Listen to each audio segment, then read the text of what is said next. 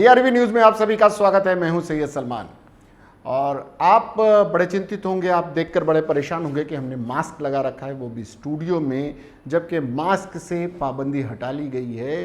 Corona के सभी नियमों में ढील दे दी गई है। मास्क क्यों पहना हुआ है हमने? मास्क स्वेच्छा के लिए कहा गया है कि अगर आपकी इच्छा है तो आप पहने, वरना आप मास्क नहीं पहन सकते हैं।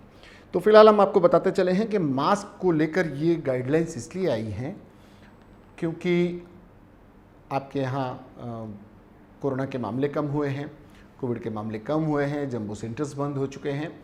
लेकिन हम आपको बताएं कि चीन की स्थिति अभी भी ख़राब है, तो इस मास्क को पहनना अभी भी जारी रखें। मास्क भीड़ भाड़ में पहनने से अभी भी आप बीमारियों से दूर रह सकते हैं। अभी परेशान होने की ज़रूरत नहीं है, आपको 2 साल में आदत भी पड़ चुकी है। हालांकि इससे आप परेशान थे, आप चाहते थे कि मास्क से मुक्ति मिले।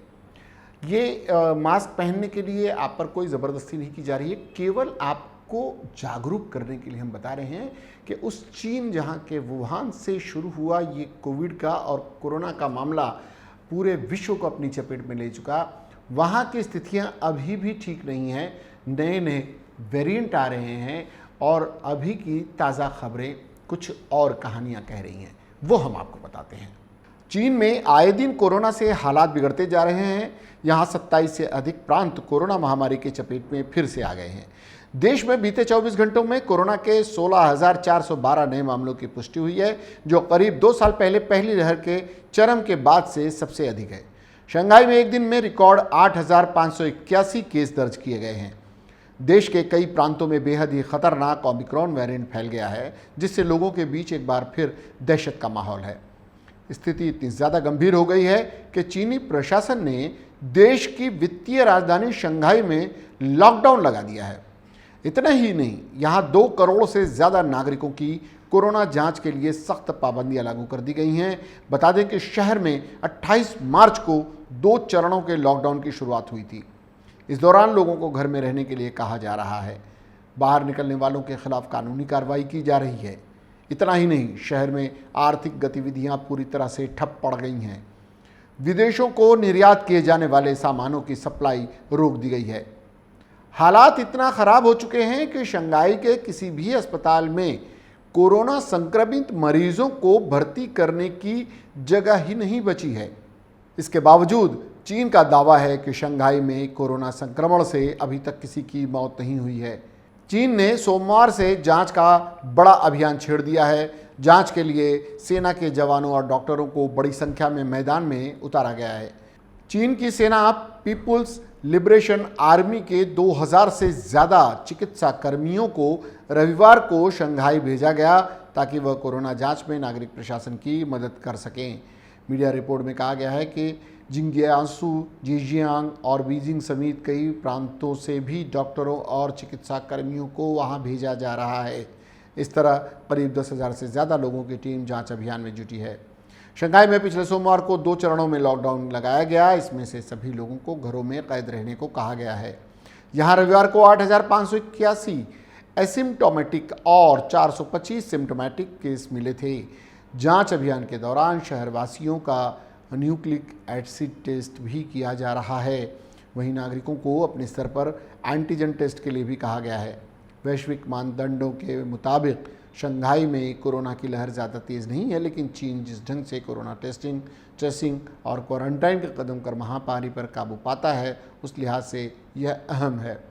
चीन में सख्त क्वारंटाइन नियम है। इसके तहत सभी संक्रमित मरीजों और उनके संपर्क में आए लोगों को अन्य लोगों से अलग कर दिया जाता है। क्वारंटाइन केंद्रों पर भीड़, स्वच्छता की कमी और खाने पीने के सामान और आवश्यक दवाओं की कमी से वहां भेजे गए मरीजों को परेशानी का सामना करना पड़ रहा है।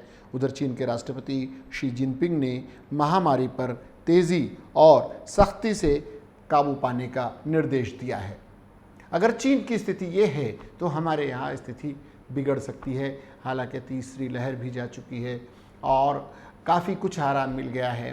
पूरे देश में लगभग ऐसी स्थिति बन गई है कि कोरोना नियमों में ढील दे दी गई है। आपको सबसे ज़्यादा मास्क से फुर्सत मिल गई है, लेकिन अभी भी कोशिश करें कि भीड़ भाड़ में मास्क का उपयोग करें। ये बीमारी अभी पूरी तरह से ख़त्म नहीं हुई है। हम बार बार आपको ये कह रहे हैं कि ये किसी तरह का अफवाह फैलाने का हमारा प्रयास नहीं है, आपको डराने का प्रयास नहीं है, बल्कि केवल हम आपको सजग और जागरूक करना चाह रहे हैं। ये मास्क लगाना मिनिमम आप कर सकते हैं, आप सैनिटाइज कर सकते हैं, आप अन्य नियमों का भी, जो नियम आप पर सख्ती से लागू किए जा रहे थे, उसे स्वेच्छा से पालन कर सकते हैं। और करते रहने में हर्ज क्या है, क्योंकि जान है तो जहान है। और आप, हो सकता है कि आपकी इम्यूनिटी बहुत अच्छी हो, लेकिन आपके किसी परिचित की, आपके परिजन की, या आपके पड़ोस की, या मोहल्ले में रहने वाले किसी व्यक्ति की इतनी आपकी उसकी परिस्थिति उतनी अच्छी ना हो, उसका इम्यून सिस्टम उतना अच्छा ना हो, वो किसी अन्य बीमारी से ग्रसित हो और वो बीमारी की चपेट में आ जाए। कारण आप हो सकते हैं, आपको पता भी नहीं चलेगा कि आपने अपनी बीमारी धीरे से दूसरे को ट्रांसफ़र कर दी, क्योंकि ये डिजीज़ ही ऐसी है। केवल इसीलिए हम आपको ये बताने आए चीन के माध्यम से कि आप थोड़ा सा लापरवाही से बचें, लापरवाही न करें, अभी भी गंभीर रहें।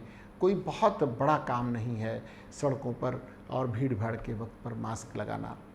लापरवाही, थोड़ी सी लापरवाही लोगों की जान पर बना आ सकती है।